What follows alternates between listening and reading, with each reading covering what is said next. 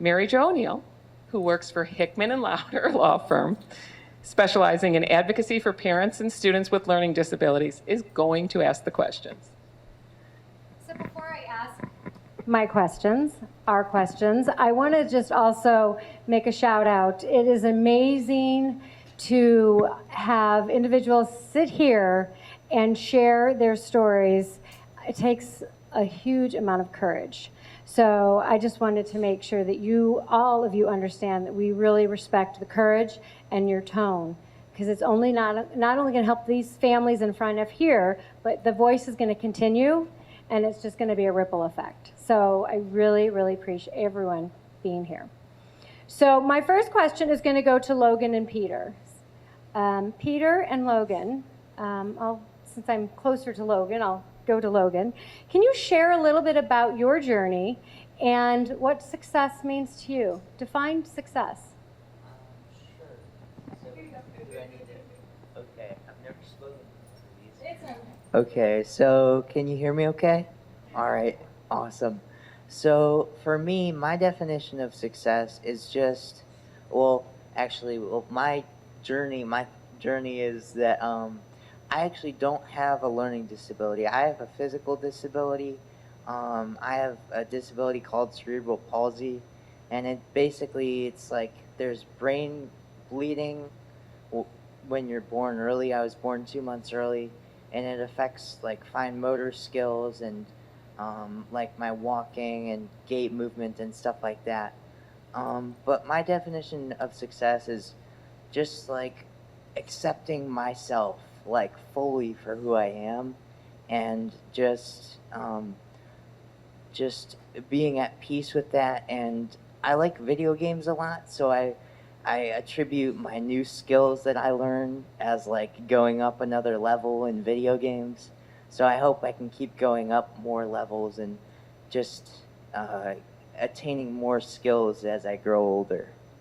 So yeah. Thank you.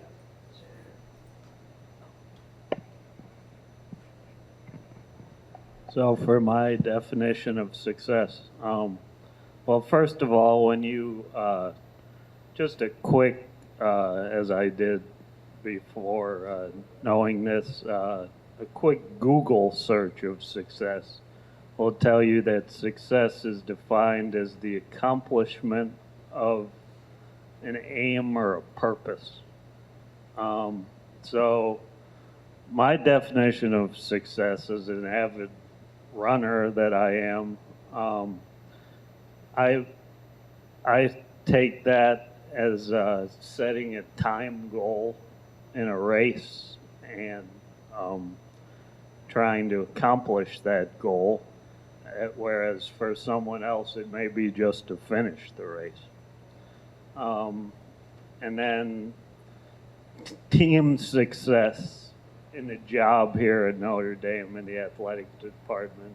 It's a lot of team success, and having to coming here and doing what I like to do every day, and coming here also is I'm used to being on that side, and they're usually players standing up here, and I'm doing the interviewing, so that part of it's a little different for me. But so that's my definition of success. Thank you. So now since we hear, do I need the microphone?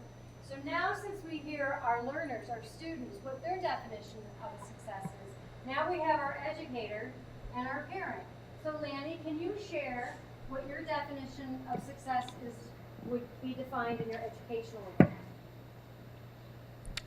I think that success looks so different for every single one of our students, because every single person has a different story, every single person has a different path, and our alumni struggle with very different things, so each of their paths look very different.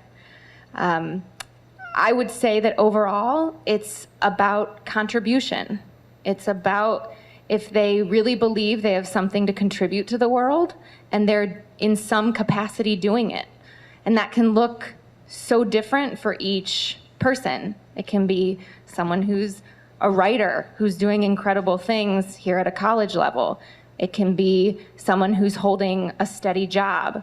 We had an alumni today who came up and he has a 401k, he has a steady job, and he washes dishes every single day, and he loves it. And to me, that's success. So I believe it's how our community defines it, and that we need to lift one another up and encourage whatever that level may be. And it can be as simple as contributing with your artistic talents to the world.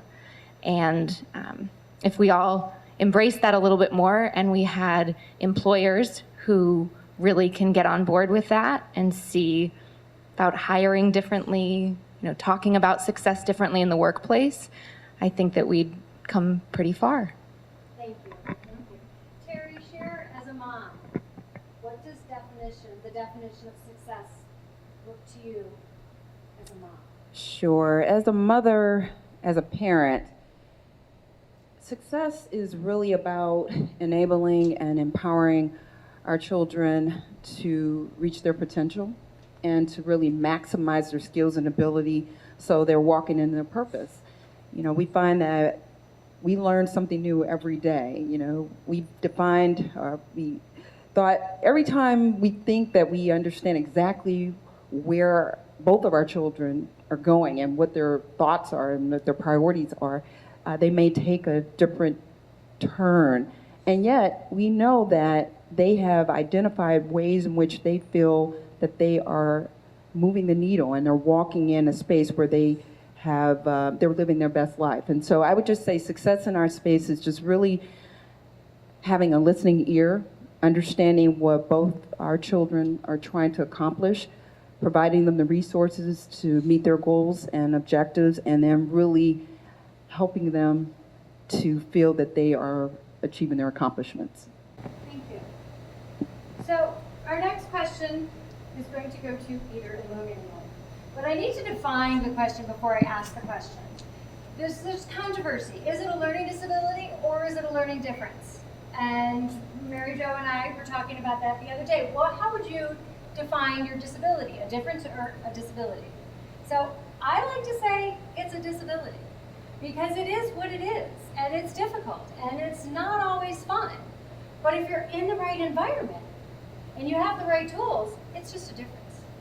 So I look to Logan. I'm going to go to Logan. You're always going first. All right, are you okay with that? Sounds good. All Yeah. right. Okay with that. So Logan, I look to you and I ask, when did you realize your difference was a disability, and when did it pose a challenge?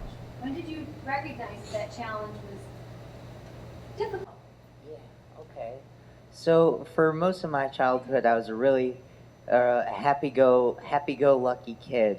But then when my friends started to play sports and stuff, and the teams would get divided based on skill, and their speed just kept growing and growing, and they would get more stamina, and I just wanted to play with my friends and keep up, and I couldn't understand, why can't I just grow like they can? And so I think that's when it really kind of hit me, and I think it just kind of, it was a frustrating time in my life for sure. But yeah, what was the other part of the question? That you defined it. That's good. Yeah. Okay. No, that's beautiful, Logan. Thank you. Thanks. Peter, do you want me to restate it again? Yeah, Say it say it. again? Okay, so let's say if I say it the same. I promise we won't say it the same. So, Peter, when did you realize your difference became a disability? When did it start affecting you? So for me, I was diagnosed at roughly about 18 months old. And the other part, if I remember it correctly, is so when I really knew it was a difference, so it all started here. It all started at Julie Billiard for me in first grade. And then I went on to Gilmore. And I was at Gilmore from fourth grade until halfway through my junior year of high school. And that's when the crossroads kind of came for me, where basically what happened was I had a hard time with geometry because of the spatial aspects of geometry. And so I didn't pass the geometry class. And they told me that, you know, I couldn't graduate from Gilmore if I didn't pass geometry. So that's when the change came for me. And I ended up going to a school called Riverview School in East Sandwich, Massachusetts.